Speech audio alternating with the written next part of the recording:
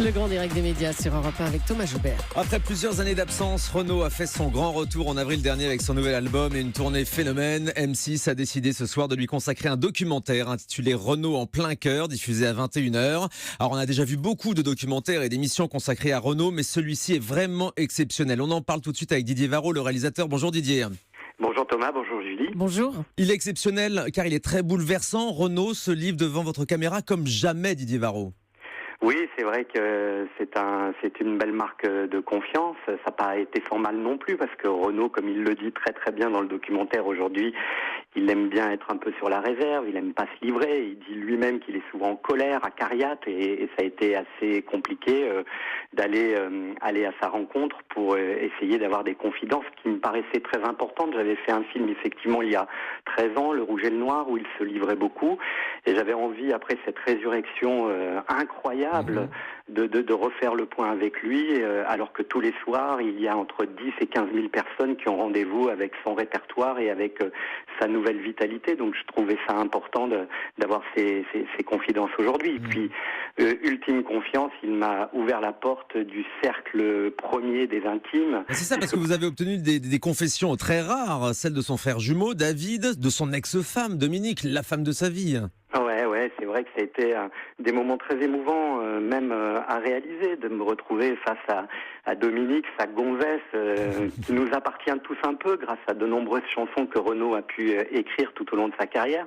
C'était extrêmement émouvant, mais voilà, elle a décidé de parler pour la première fois devant une caméra. Je ne sais pas si elle le refera, mais en tout cas, effectivement, c'était important parce que comme Renaud, comme son frère jumeau, ils sont sans phare, sans filtre, ils ne mentent pas, ils ne dissimulent rien de la vérité.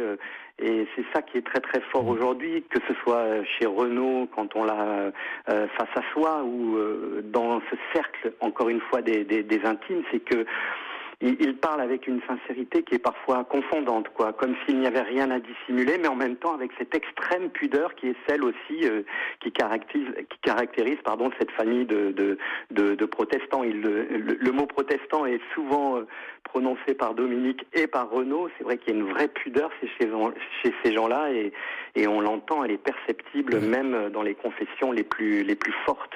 Et terriblement humain aussi, Renaud, c'est ce qu'on voit dans votre documentaire. Un dernier mot rapidement, Didier Varro, vous côtoyez Renaud au plus près. Comment vit-il en ce moment, ce retour triomphal? Comment va-t-il aujourd'hui?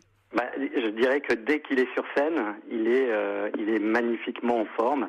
Et c'est vrai que dès qu'il sort de scène, il est un peu plus sur la réserve.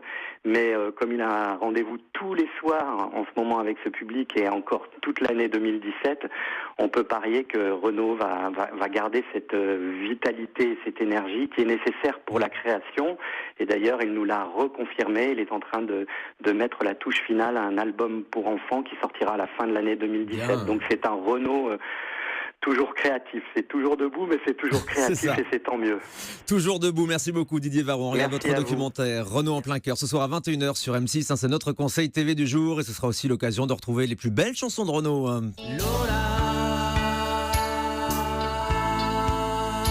je suis qu'un fantôme quand tu vas où je suis pas. Tu sais maman que je suis Morgane.